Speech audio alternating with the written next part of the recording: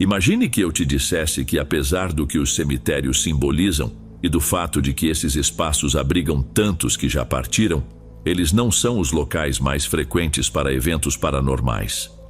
E como sabemos disso? Bem, baseamo-nos nas histórias que as pessoas contam e nas crenças populares, claro. Mas isso não significa que fenômenos inexplicáveis não ocorram. Esta noite, seria prudente manter sua lanterna ao alcance. Por favor, ande com cuidado para evitar tropeçar em alguma sepultura aberta. Enquanto observamos lápides, estátuas e mausoléus, aproveite para relaxar um pouco. Seja qual for a atividade que esteja realizando, permita-nos acompanhá-lo ou acomode-se confortavelmente. Vamos nos desligar do estresse e da pressa do mundo exterior. Melhor ainda, prepare sua bebida preferida e junte-se a nós enquanto nos transportamos para Baja Califórnia, México, onde Andrea Ochoa nos conta sua história. Vou compartilhar algo que, para mim, explica os tantos eventos paranormais que ocorriam dentro de um cemitério, situado no final do vilarejo onde passei toda a minha infância e adolescência. Esse vilarejo ficava próximo à Ensenada, aqui em Baja Califórnia. Hoje em dia, chegar lá é complicado, mas mais adiante explicarei melhor. Lembro-me com clareza daqueles anos, pois vivi lá até os 17 anos. A casa da minha família era a última da rua antes de se chegar ao cemitério, que era visível assim que saíamos de casa. Minha família sempre evitava me explicar muitas coisas. Quando eu era criança, meus pais sempre me alertavam para não ir até o cemitério. Diziam que era perigoso, que eu poderia me perder se saísse do vilarejo ou, pior ainda, cair em algum poço por lá, o que fazia bastante sentido. Mas nunca me explicaram o motivo pelo qual era comum ouvir gritos vindos de lá. Isso acontecia à noite e os gritos pareciam de várias pessoas, às vezes mulheres, homens, outras vezes até crianças. Embora eu nunca os tenha ouvido diretamente, o som era tão claro que ecoava pelo vilarejo silencioso. Como eu já tinha idade suficiente para entender, sabia que aquilo não era algo normal. Não podia acreditar que fosse uma pessoa sofrendo algum mal, pois no vilarejo, qualquer ato criminoso seria notado rapidamente. Mas, estranhamente, todos agiam como se nada tivesse acontecido, e o vilarejo, sendo pequeno, nunca teve casos de desaparecimentos. Quando atingi os 15 ou 16 anos, tornou-se comum que, ao cair da noite, algumas crianças de vizinhos aparecessem em casa, chorando desesperadas para os seus pais. No vilarejo pequeno, mesmo estando em casa, eu podia ouvir pela janela o que eles diziam e aquilo que, na verdade, eu queria entender. As crianças diziam ter sido assustadas no cemitério. Os pais perguntavam quem havia as assustado, e eu ouvi essa história várias vezes de diferentes vizinhos.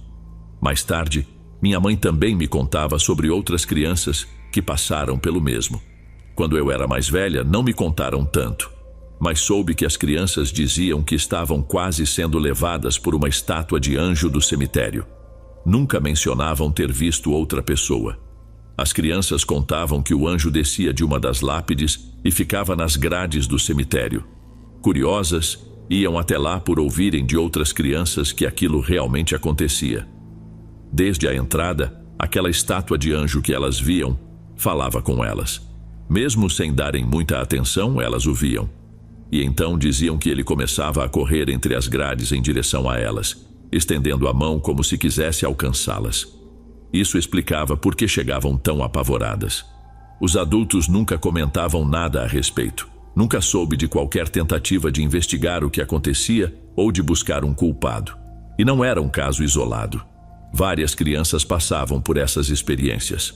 Certa vez ouvi outra história, dessa vez contada por uma vizinha à minha mãe, numa tarde em que vieram conversar em casa. Eu estava na sala, perto de onde elas estavam, e ouvi quando a vizinha disse à minha mãe que seu marido, junto com o esposo de outra vizinha, estavam conversando do lado de fora da casa, a última da rua. Enquanto estavam lá fora, começaram a ouvir um som como se alguém estivesse arranhando algo.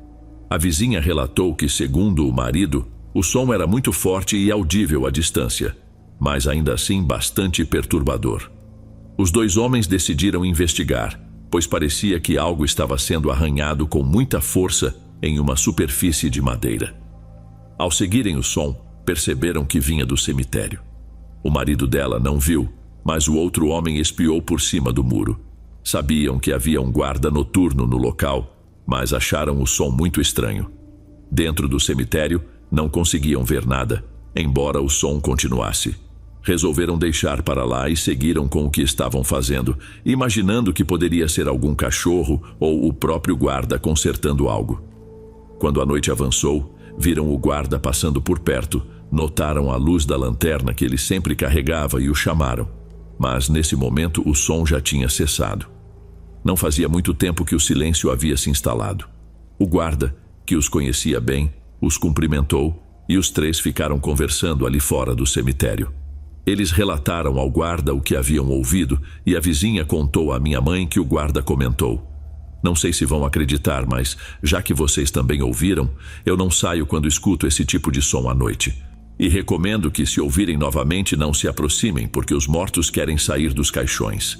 Eles arranham, como vocês ouviram, ou às vezes quebram os caixões. Embora eu nunca tenha encontrado nada, sei que eles não estão em paz aqui. Sempre tentam sair. Vocês já ouviram falar do bruxo? Com certeza, ele é o motivo pelo qual não conseguem descansar em paz."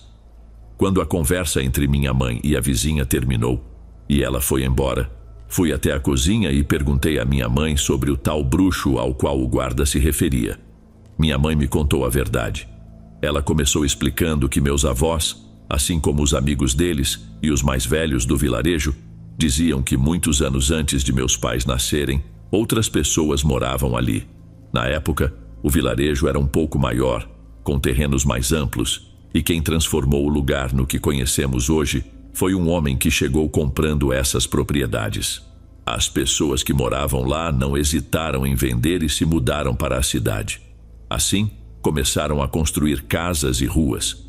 Mas havia uma única pessoa que se recusava a vender sua terra, um senhor que morava no final da rua. Dizem que nunca conseguiram convencê-lo. Eles desejavam aquele terreno porque tinham grandes planos para toda a área, mas o homem nunca quis vender. Não importava o quanto tentassem negociar, oferecessem boas quantias ou pedissem com educação, ele sempre recusava. Com o passar do tempo, o vilarejo cresceu, embora para mim sempre tenha parecido pequeno. Novas famílias chegaram, ocuparam as casas e o homem acabou falecendo, deixando o terreno vazio. Ele não tinha família. Meus pais ouviram que, quando finalmente entraram na casa do homem, descobriram que ele era um bruxo. Ele usava a bruxaria para trabalhar para as pessoas e, aparentemente, havia deixado vários papéis pela casa com um aviso. Dizia que qualquer um que ocupasse aquele terreno, que nunca fora destinado a ninguém, estaria condenado. Afirmava que qualquer construção erguida ali seria amaldiçoada, pois a terra não pertencia a ninguém. Apesar desse aviso, construíram ali o cemitério, um projeto do homem que mencionei. E veja só, quando nos mudamos de lá, meu pai conseguiu um emprego melhor. Depois, por uma dessas coincidências do destino, reencontramos aqui em Mexicali, onde vivemos atualmente, uma família que havia sido nossa vizinha lá. Durante a conversa, meu pai perguntou sobre o vilarejo, querendo saber se eles também haviam saído ou estavam apenas de visita. E a resposta do homem: "Lembro-me claramente, não, aquele vilarejo não existe mais. As pessoas começaram a sair, assim como vocês e nós. As casas foram abandonadas. Era triste não ver mais ninguém por lá, até o cemitério foi esvaziado. Desenterraram seus entes queridos, levaram os corpos para cremar e o lugar ficou vazio. Nem lápides restaram. Nunca mais voltei ao vilarejo. Meu pai, por causa do trabalho, desviou o caminho uma vez para passar por lá. Isso foi há cerca de 6 anos, desde o momento em que estou contando essa história, e ele disse que o lugar estava irreconhecível, como se nunca tivesse existido um cemitério. Apenas os muros derrubados restaram. As casas também foram demolidas, deixando apenas escombros. Onde antes havia o cemitério, agora havia apenas poços. Ninguém ficou lá, nem os vivos, nem os mortos. Amigos, esse relato é realmente intrigante. Embora ofereça uma explicação para o que aconteceu, o mistério continua. Ainda não conseguimos compreender completamente.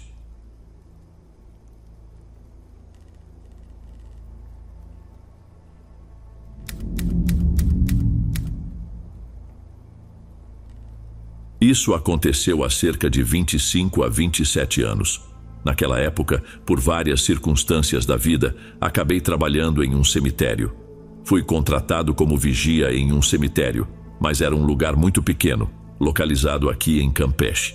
Sinceramente, é um dos menores que já vi, o que tinha suas vantagens.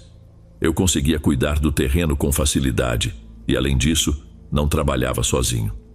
Quando comecei, conheci o coveiro, um homem já bastante idoso que, apesar da idade avançada, ainda desempenhava suas funções.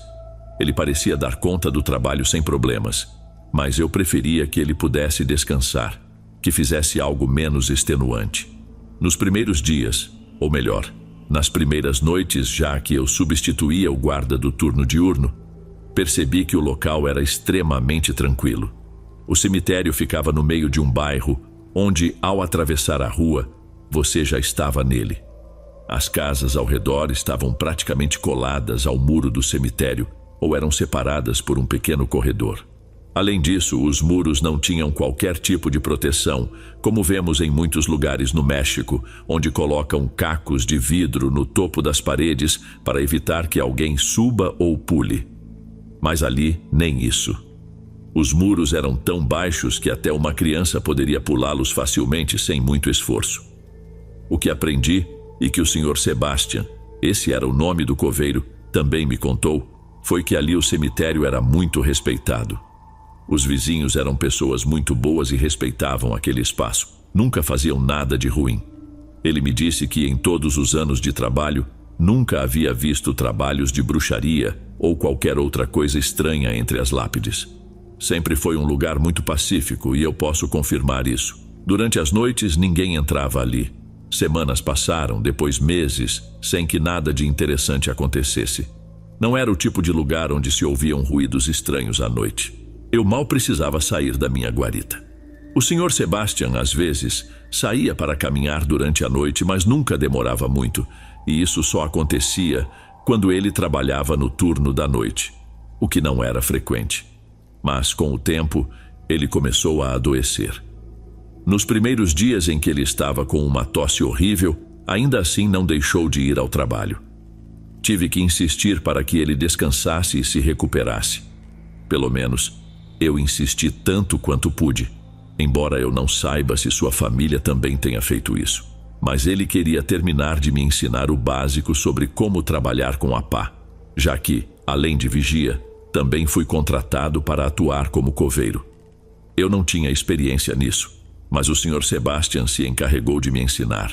Nos últimos dias de trabalho do Sr. Sebastian, enquanto ele me mostrava os caminhos a seguir à noite e como desempenhar as tarefas ali, ele me confidenciou algo que nunca havia mencionado antes.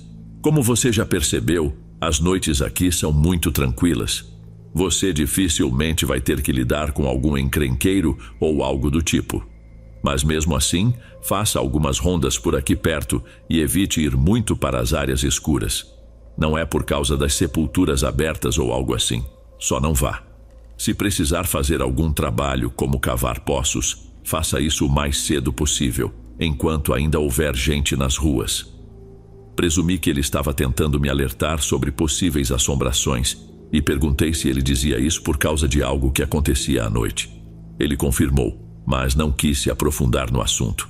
Para mim, eram coisas que simplesmente não aconteciam. Nunca havia tido nenhuma experiência do tipo, e menos ainda ali. Além disso, não tive muita oportunidade de continuar a conversa, pois ele estava de saída. Alguém veio buscá-lo, e ele apenas me recomendou que me cuidasse bem, dizendo que voltaria em algumas semanas. Os dias passaram e durante as noites não tive muitas razões para sair. Sim, dava algumas voltas para verificar as coisas, mas nada além disso. Nunca vi nada de estranho. Até que numa tarde, quando cheguei para substituir meu colega, ele mencionou que no dia seguinte haveria um enterro, e eu deveria deixar tudo pronto, cavando o poço necessário. Deixei minhas coisas, aproveitei a luz do fim do dia, ainda suficiente para enxergar. Peguei a pá e fui até o local designado. Comecei a cavar. Não sei exatamente a que horas terminei, mas quando dei por mim já estava escuro. As ruas estavam silenciosas, mas felizmente eu tinha terminado o trabalho. Recolhi minhas coisas, peguei a pá, uma lanterna que estava por ali e comecei a caminhar de volta. Mal havia dado alguns passos quando senti algo agarrar meu tornozelo. Não foi um aperto contínuo, mas durou alguns segundos. Imediatamente me virei pensando que havia tropeçado em um galho ou algo do tipo, mas quando iluminei o chão, não havia nada. Apenas uma tumba vazia e aberta, daquelas antigas e esquecidas.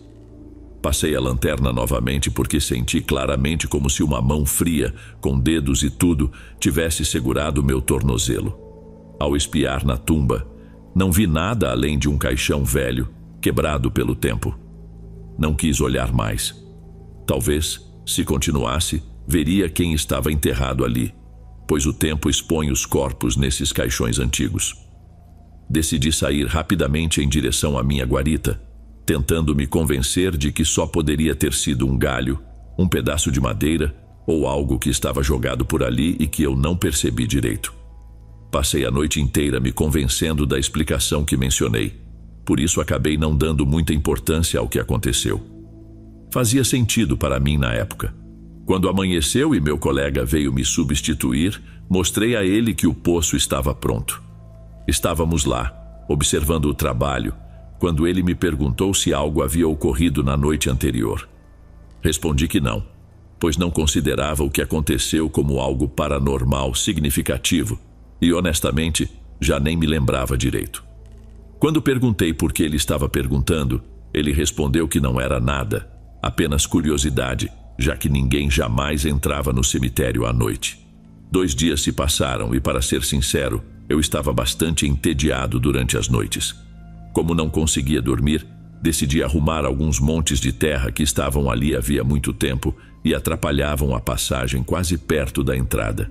Então fiquei ocupado até tarde, movendo a terra com um carrinho de mão para outra área. Havia bastante luz e enquanto cavava e movia a terra, de repente ouvi um som, como se algo estivesse sendo arrastado. Fiquei em silêncio, tentando identificar se o som vinha de fora ou de dentro do cemitério, já que a rua estava completamente silenciosa àquela hora. Mas parecia vir de dentro, vindo claramente do meio do cemitério, onde havia uma enorme árvore que bloqueava a visão e a luz, fosse da lua ou da rua. Resolvi me aproximar, pensando que alguém poderia ter entrado para roubar algo. Gritei: "Quem está aí? Vocês não podem estar aqui à noite." Enquanto me aproximava, iluminando o local com a lanterna, tentando enxergar algo, já que o som parecia estar bem perto.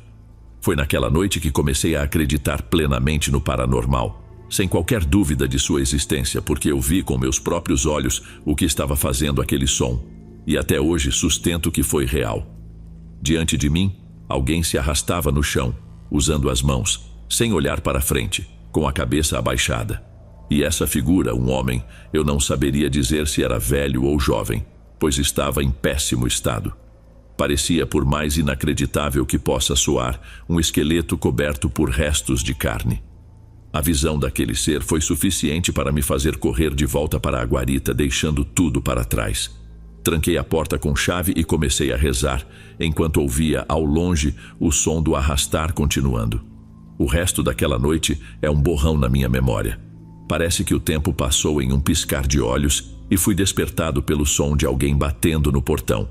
Só então percebi que havia adormecido, o que poderia facilmente me levar a acreditar que tudo o que aconteceu na noite anterior não passou de um pesadelo.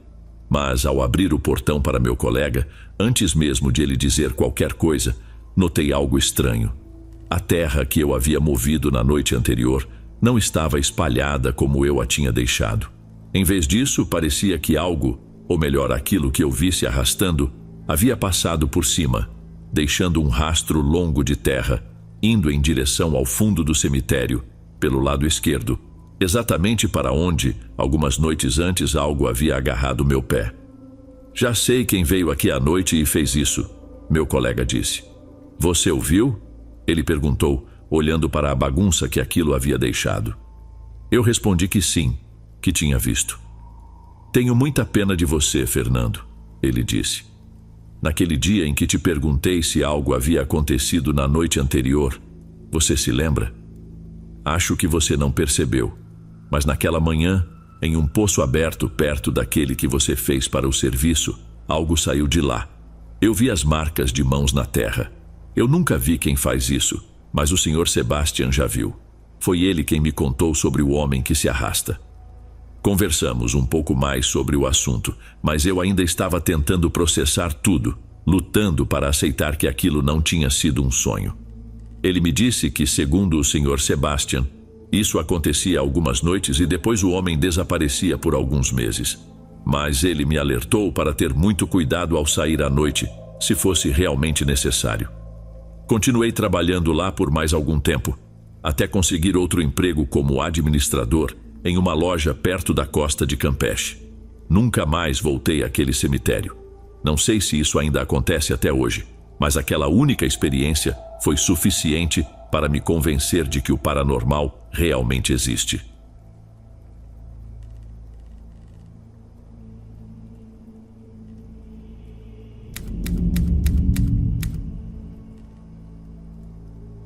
Minha tia, quando era um pouco mais jovem, vivia em Bananeiras, Paraíba, assim como minha mãe. Elas cresceram morando bem próximas a um cemitério da região. Contam que o cemitério ficava no final da rua, e dentro dele havia um enorme pé de manga que, em certa época do ano, ficava carregado de frutas. Imagine uma cidade pequena e, ainda por cima, morar perto de um cemitério. O lugar era cheio de superstições. Minha avó sempre alertava minha mãe e minha tia para nunca entrarem no cemitério, nem pegarem nada que pertencesse aos mortos e coisas do tipo. Minha mãe sempre foi mais medrosa do que minha tia, que era mais extrovertida e aventureira, não acreditando muito nas histórias que minha avó contava. Para ela, eram apenas histórias para assustar os jovens e mantê-los longe de problemas. Um dia em casa não havia muito o que comer. Elas estavam há horas brincando na rua e a fome bateu mais forte.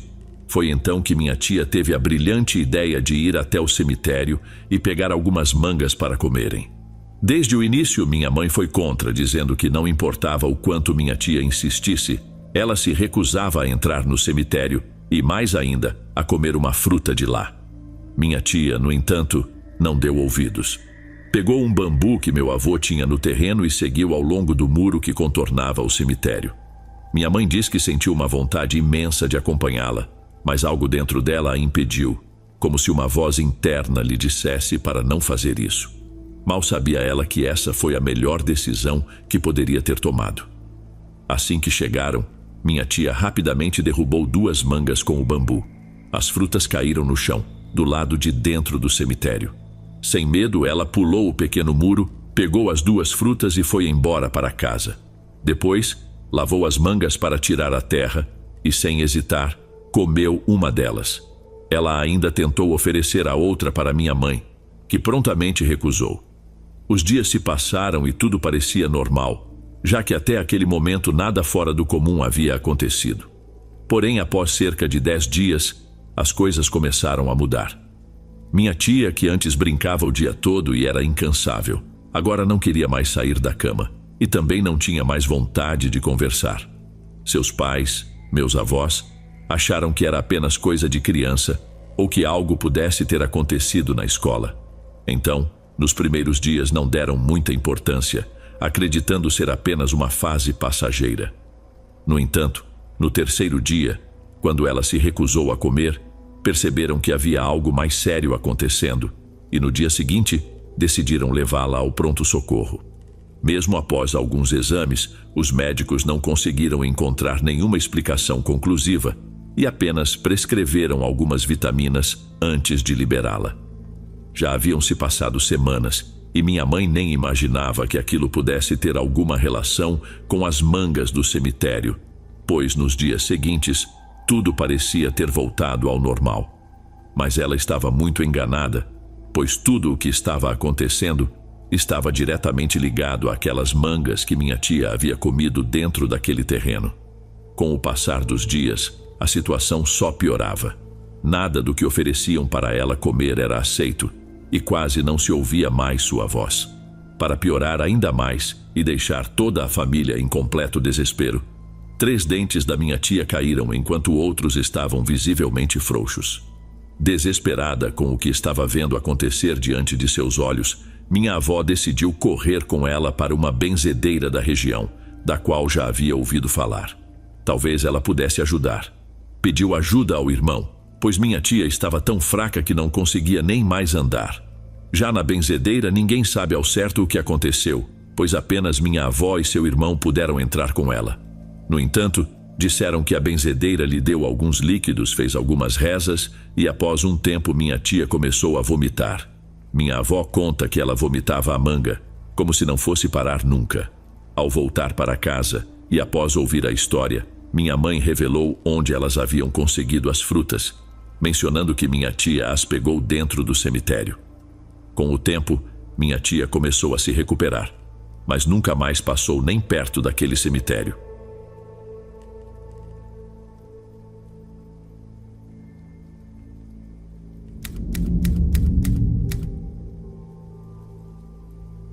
Boa noite a todos. Tenho um canal de investigação, mas mantenho minha identidade em anonimato, pois sei que seria reconhecido rapidamente. O que quero compartilhar com você hoje é uma experiência que tive recentemente. Eu visito diversos tipos de lugares, desde empresas e fazendas até os temidos cemitérios. Sabendo que você faria um vídeo sobre cemitérios, resolvi dividir essa experiência. Desde que comecei com o canal, aprendi a respeitar esses locais sagrados. Em todas as visitas que fiz, sempre tratei o ambiente com o máximo respeito, sem nunca desrespeitar o lugar ou as pessoas que ali estão enterradas. No entanto, houve um acontecimento bizarro que me marcou profundamente. Estávamos no Rio Grande do Sul para gravar em um cemitério desativado. O lugar estava completamente abandonado, com vários túmulos em estado lamentável, alguns até com esqueletos expostos. Foi nesse cenário que vivi algo inimaginável. Já estive em muitos outros locais e tive experiências bem assustadoras, mas acredito que nada se compara aos cemitérios. Depois de gravar o vídeo e já quase pronto para ir embora, passei ao lado de um túmulo completamente destruído. O caixão estava aberto, deixando o esqueleto exposto, com o crânio fora da sepultura, exatamente no lugar onde eu estava passando.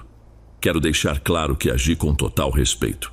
Desde que comecei a fazer esses vídeos, sempre entrei e saí desses lugares com muita reverência. Minha primeira reação foi colocar o crânio de volta em seu lugar. Não tive coragem de pegá-lo com as mãos, então a única coisa que pensei foi arrastá-lo com o pé. Veja bem, eu não o chutei ou algo do tipo, apenas o arrastei de volta para onde ele deveria estar. Depois disso, saímos do cemitério e cada um foi para sua casa. Tudo parecia normal até o dia seguinte.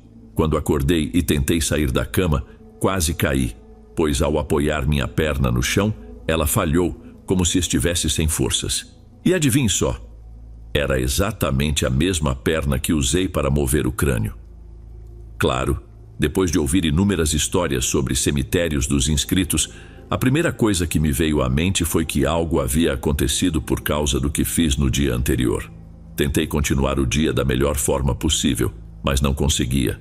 À medida que as horas passavam, meu pé inchava tanto que não consegui mais calçar meu tênis. Com medo de perder o pé, decidi ligar para um amigo e pedir que me levasse ao hospital. Fizeram várias perguntas naquele dia. Se eu havia torcido o pé, batido em algo, ou até mesmo se tinha sido picado por uma aranha ou cobra. Preciso dizer que ao ver a expressão no rosto de alguns médicos, fiquei realmente assustado. Muito mais do que em vários dos lugares em que já estive. Graças a Deus, aplicaram várias medicações no meu pé e me recomendaram repouso absoluto. Depois de muitos remédios e dias de descanso, meu pé finalmente começou a melhorar. E depois dessa experiência, o que posso dizer é: nunca mais toquei em nada dentro de um cemitério. Agora, sempre uso luvas em todas as gravações e a cada passo que dou, olho para baixo para ver exatamente onde estou pisando.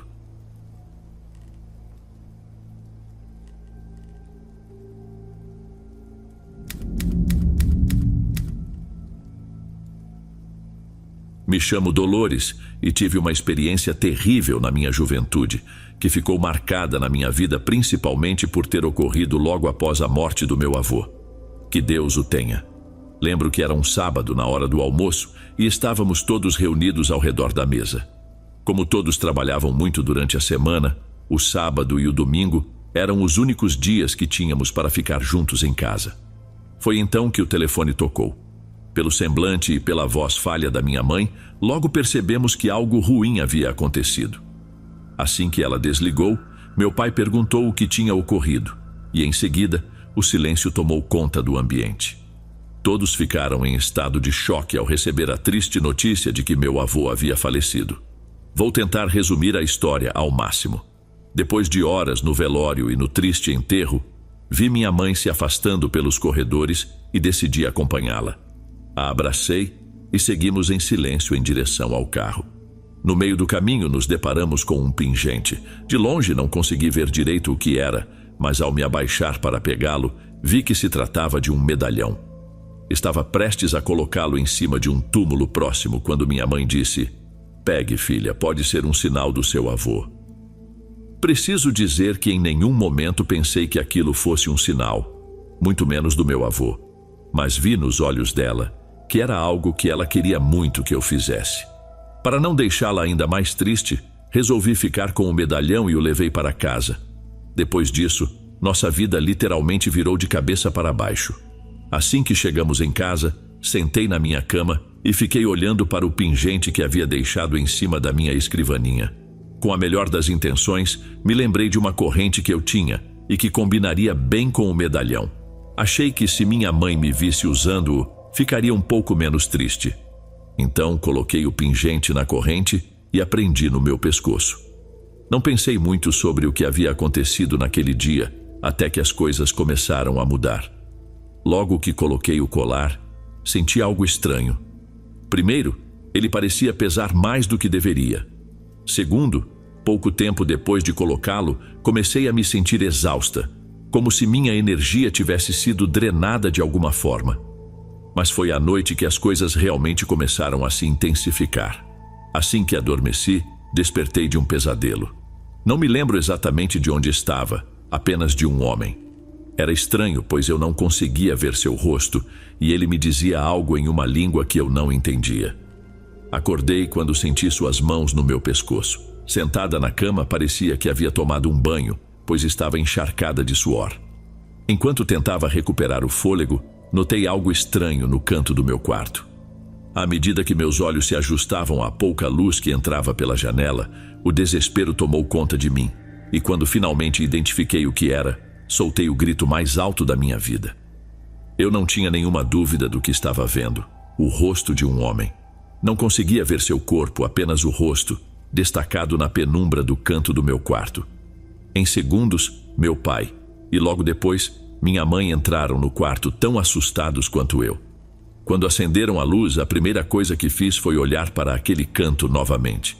Mas estava vazio. Não havia nada nem ninguém lá. Meu pai me abraçou e percebeu que eu estava fria e trêmula.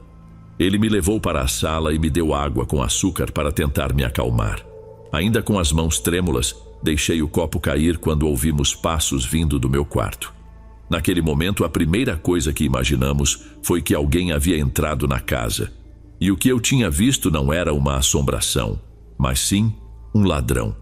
Meu pai, que era um oficial aposentado, correu para pegar sua arma. Depois foi direto ao meu quarto. Ele se encontrava completamente vazio, em silêncio, com as janelas bem fechadas. Naquela hora, todos estávamos muito preocupados e sem entender nada do que havia acontecido.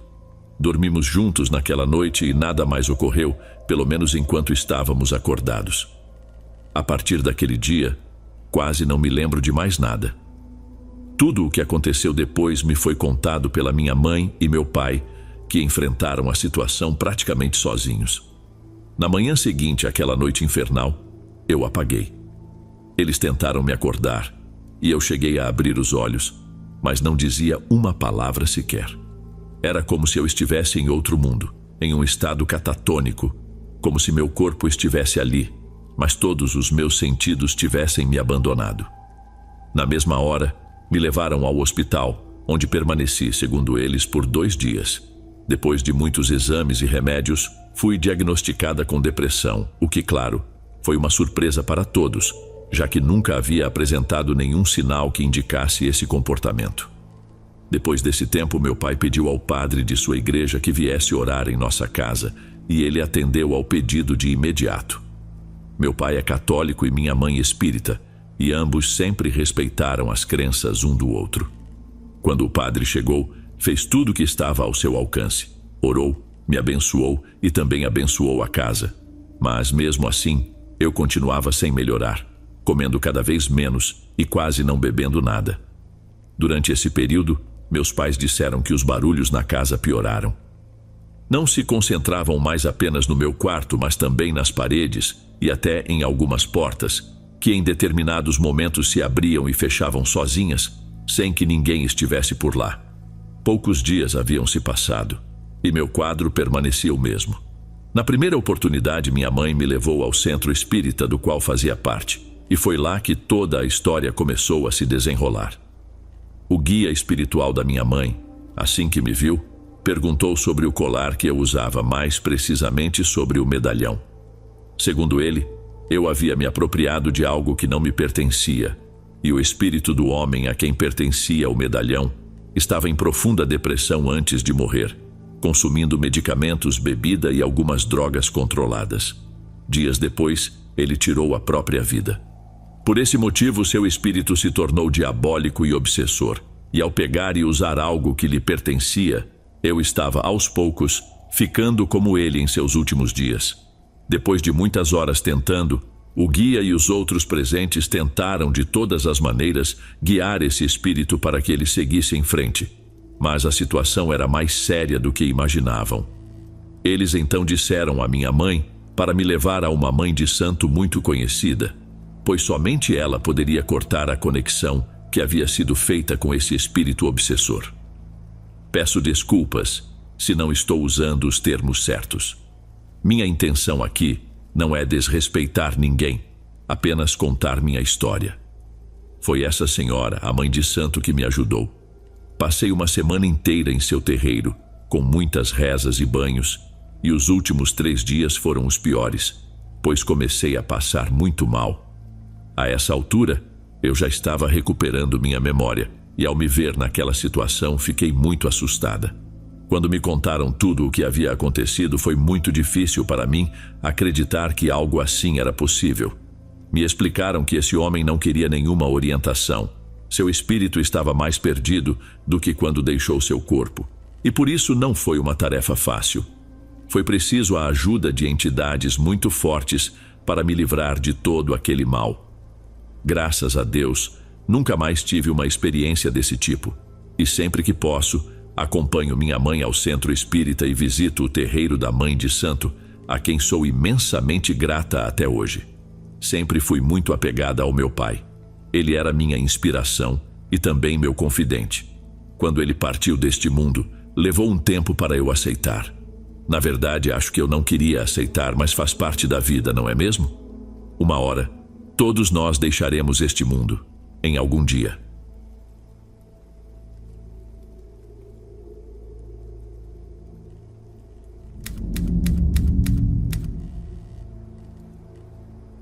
Meu nome é Laura e sou de São Paulo, capital. Moro a apenas 5 minutos a pé do cemitério onde meu pai foi enterrado.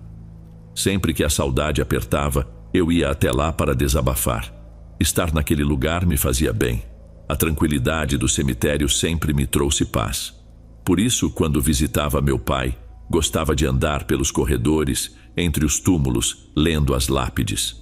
Passava um bom tempo assim antes de ir embora. Jamais imaginei que aquele local sereno pudesse virar minha vida de cabeça para baixo e deixar marcas em mim que seriam impossíveis de apagar. Talvez porque o que aconteceu foi tão terrível que minha mente se recusa a esquecer. No final, tive que aceitar que tudo era real porque vivi aquilo em primeira mão. Tudo começou quando tive a ideia de pegar algumas rosas de um determinado túmulo. Na verdade, não era um túmulo qualquer, mas sim um grande mausoléu. Ao lado dele havia um jardim onde essas rosas estavam plantadas. Já havia passado por ali outras vezes, mas nunca tinha reparado nelas até aquele dia em particular. As rosas estavam lindas, grandes e brancas, e senti como se algo me atraísse para elas. Até então eu nunca tinha ouvido falar dessas histórias de que não devemos pegar nada de cemitérios, que isso poderia carregar energias desencarnadas ou algo do tipo. Sem hesitar, me aproximei das rosas e colhi 3 delas. Quando fui retirar a última, acabei furando meu dedo em um dos espinhos. O sangue começou a escorrer e vi uma gota cair diretamente sobre o túmulo. Não pensei em nada na hora e fui direto para casa. Ao chegar em casa, coloquei as rosas em um vaso que estava na sala, em uma mesa de canto, e segui com minha rotina diária. Coloquei a coleira no meu cachorro e fui passear pelo bairro, como fazia todos os dias.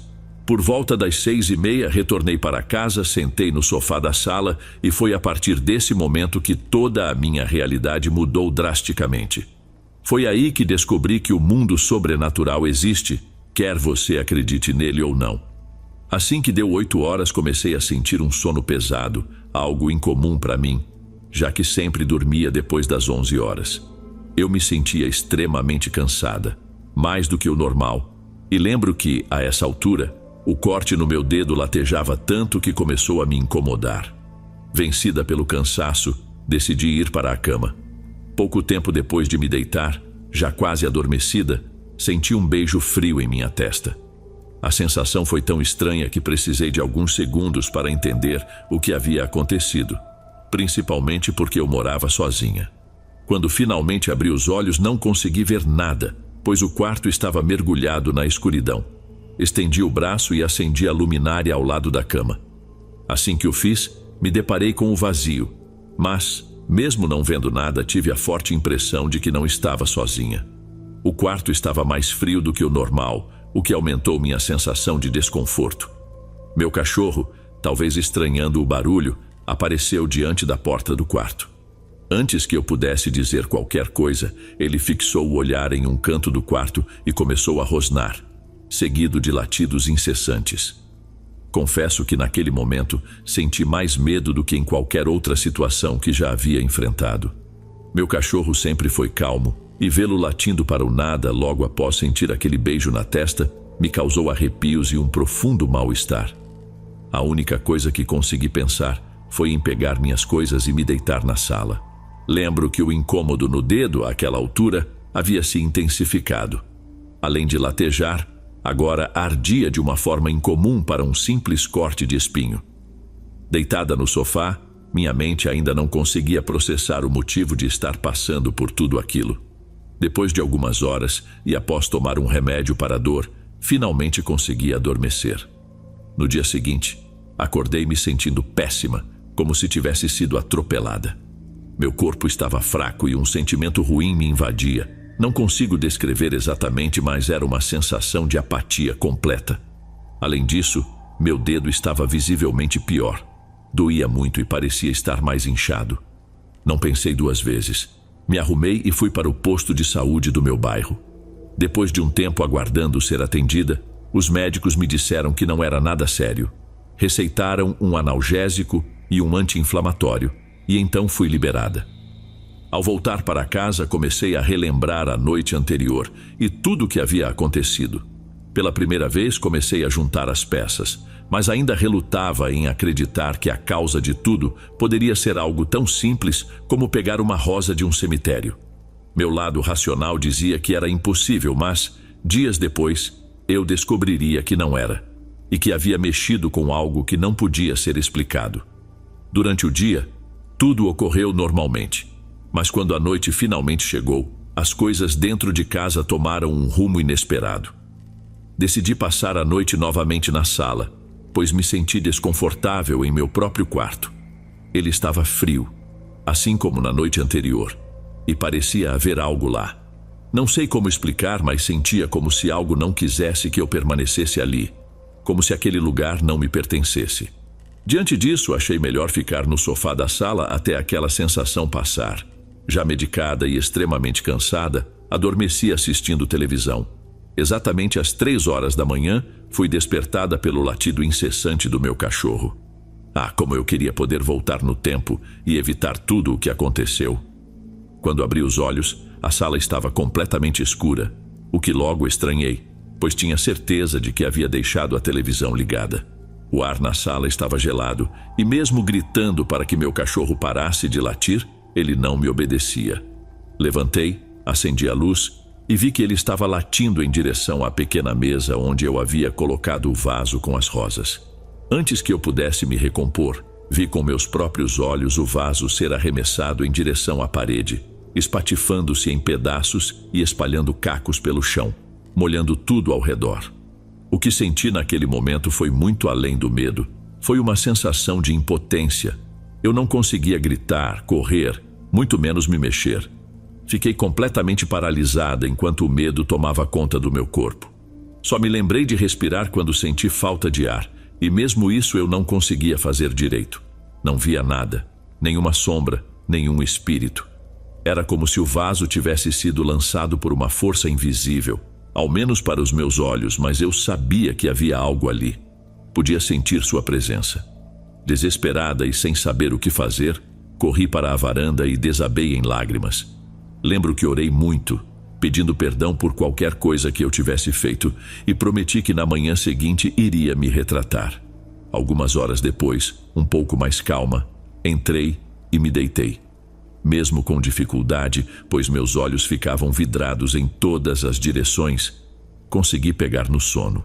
Ao amanhecer, estava decidida a voltar ao cemitério e devolver as rosas, mesmo já murchas, acender uma vela e fazer algumas orações no túmulo de onde as havia retirado, com uma fé inabalável de que isso resolveria a situação. Porém, havia um problema. Meu dedo estava muito pior, inchado, latejando e visivelmente infeccionado. Mesmo assim, prometi a mim mesma que assim que saísse do cemitério, iria direto ao pronto-socorro para tratá-lo. Mal sabia eu que o pior ainda estava por vir.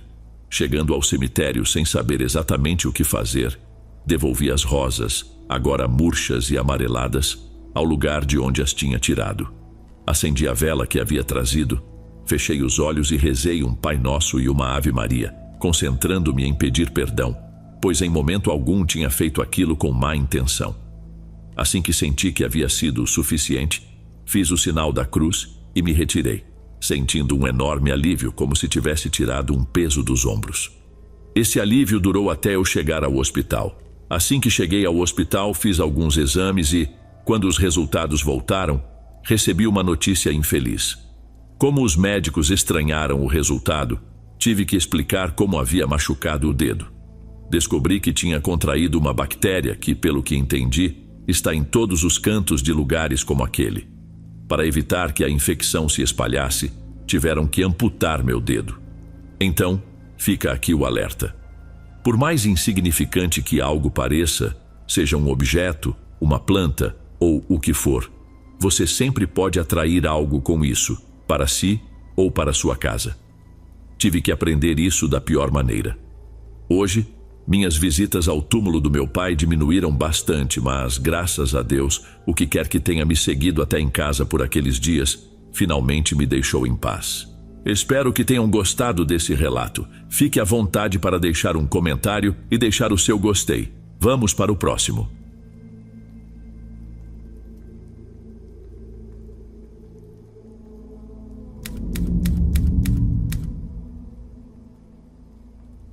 Eu tinha apenas 12 anos quando isso aconteceu.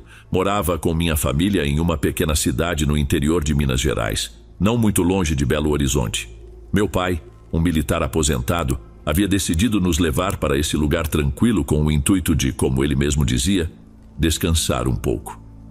Foi no dia de finados, uma data sempre marcada por um céu cinzento e nublado, que a história se desenrolou. Naquele dia, fomos ao cemitério da cidadezinha próxima para visitar os túmulos dos meus avós paternos.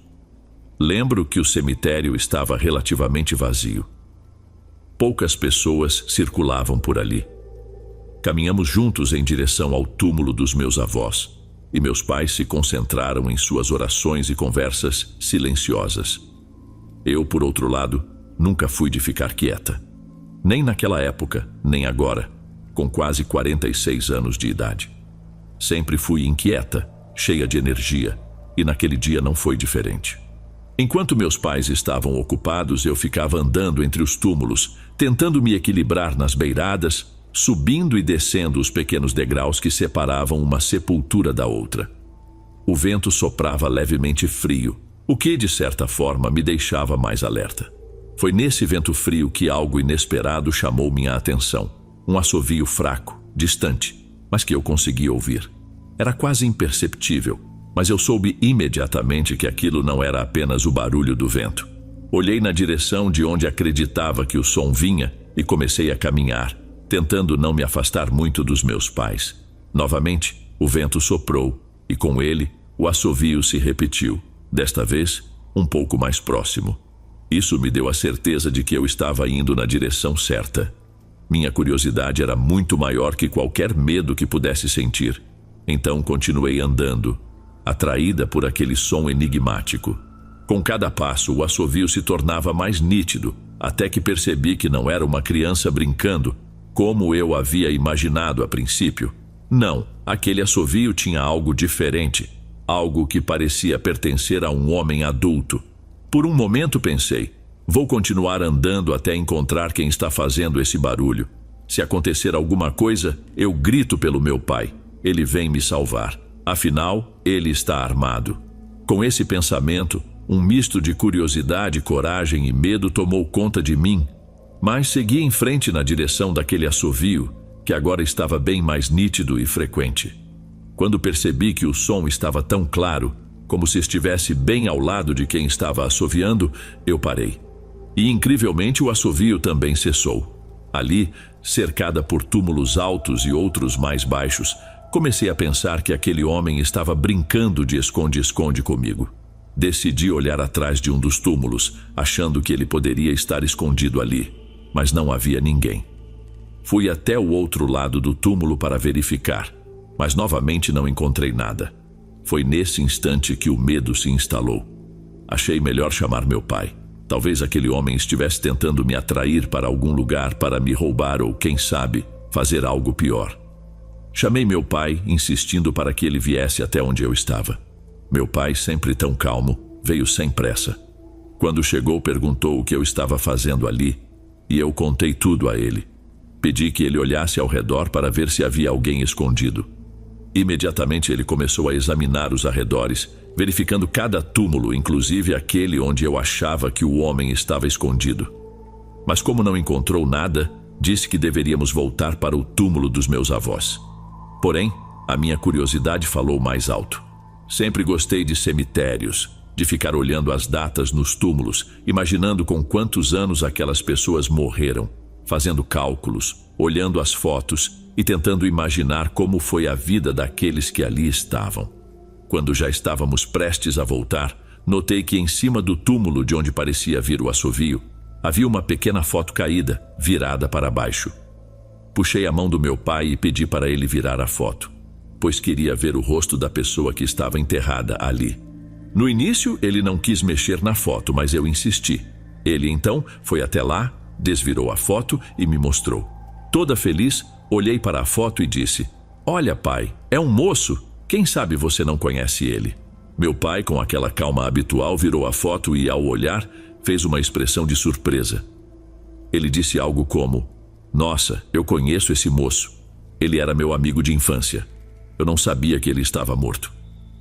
Em seguida, ele leu o nome que estava gravado no túmulo e confirmou que era realmente seu amigo de infância. Chamou minha mãe para mostrar o que acabávamos de descobrir, graças à minha curiosidade e ao assovio que me guiou até ali. Naquele momento, meu pai olhou para mim com ternura, ciente de que minha mediunidade estava se tornando cada vez mais forte. Para nós, essa comunicação foi intensa, pois através de mim, um espírito fez contato para se despedir de meu pai, seu amigo de longa data. Isso é algo realmente fantástico.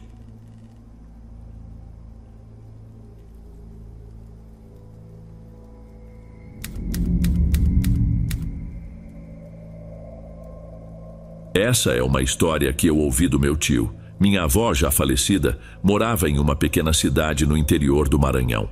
A casa dela ficava praticamente em frente ao cemitério local, um lugar onde nunca se viu nada de anormal até aquele dia. Para que todos entendam melhor o que aconteceu, vou detalhar um pouco mais. A casa da minha avó estava localizada bem em frente à BR-135, uma rodovia que liga o meio norte do Brasil, no Maranhão, a Belo Horizonte, em Minas Gerais, competindo com a BR-040, que também liga o entroncamento de Paraupeba a Belo Horizonte. A BR-135 passava logo na saída da cidade. A casa da minha avó, sem portão na frente, tinha apenas uma varanda e a maioria dos vizinhos era composta por parentes todos da mesma família. Naquele dia, alguns primos, tios e outras pessoas estavam sentados na porta da casa da minha avó, conversando tranquilamente. De repente, ouviu-se gritos. Eram gritos apavorados, vindo do cemitério em frente. Era o coveiro que, além de gritar, saiu correndo desesperado para o meio da BR-135. Atravessou a estrada e caiu na porta da casa da minha avó. Minha avó, Antônia, junto com os outros familiares, correu para socorrê-lo. Trouxeram um copo de água, abanaram-no e, quando ele finalmente se acalmou, contou o que havia acontecido. Ele disse que estava limpando em volta das lápides com um facão, tirando o mato de algumas sepulturas, quando sentiu vontade de fumar um cigarro de palha. Sentou-se em cima de um busto, colocou o facão de lado, acendeu o cigarro e começou a descansar um pouco. Foi então que, ao procurar o facão com a mão, percebeu que ele não estava mais ao seu lado. Ele se virou e, ao se virar, viu um homem e uma mulher. Eles estavam imundos, com as roupas velhas e rasgadas. Ele reparou que seu facão estava agora nas mãos da mulher. Olhou para ela espantado e ela retribuiu com um sorriso. Mas o que o paralisou de medo foi o estado da boca da mulher. Todos os dentes estavam podres, quebrados, e o cheiro que exalava era insuportável, um odor de putrefação. Foi por isso que ele gritou e correu desesperadamente para fora do cemitério.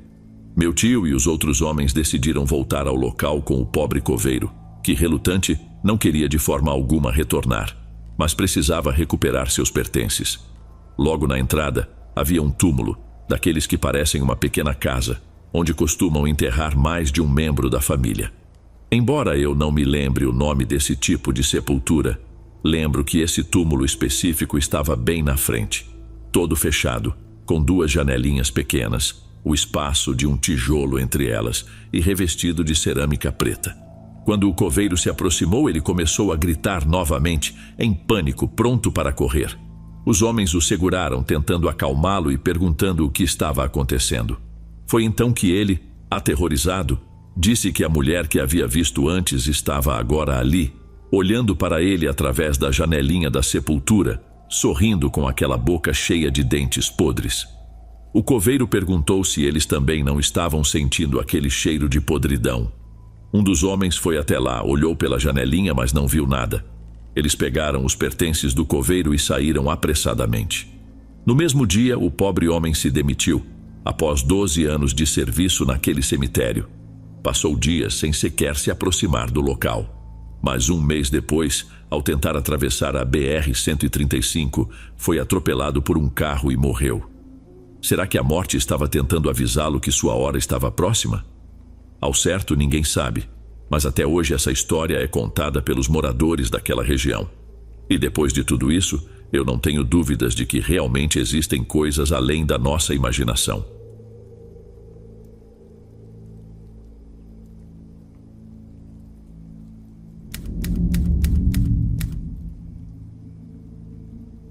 Uma vez minha família comprou uma casa que ficava quase ao lado do cemitério.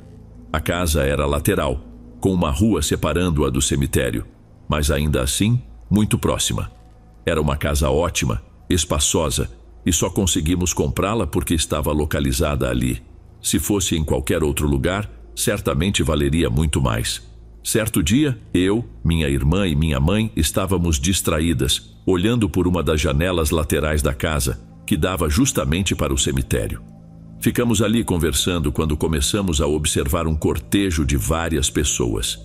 Inicialmente ficamos apenas observando o cortejo, vendo as pessoas andando lentamente. No entanto, algo nos chamou a atenção. Não havia caixão à frente. Isso nos pareceu estranho, mas pensamos que talvez fosse um cortejo para um ritual ou algo do tipo, embora não víssemos nenhum sinal claro disso. Enquanto especulávamos sobre o que estava acontecendo, Minha mãe, sempre mais atenta, observou algo horrível e apontou para nós, sua mão tremendo. Nós não entendíamos o que estava acontecendo até que olhamos e quase caímos para trás de medo. Todo o cortejo de pessoas não estava tocando o chão. Elas pareciam flutuar, caminhando, mas sem encostar os pés no solo. Depois desse dia, minha mãe praticamente nos proibiu de abrir as janelas laterais que davam para o cemitério.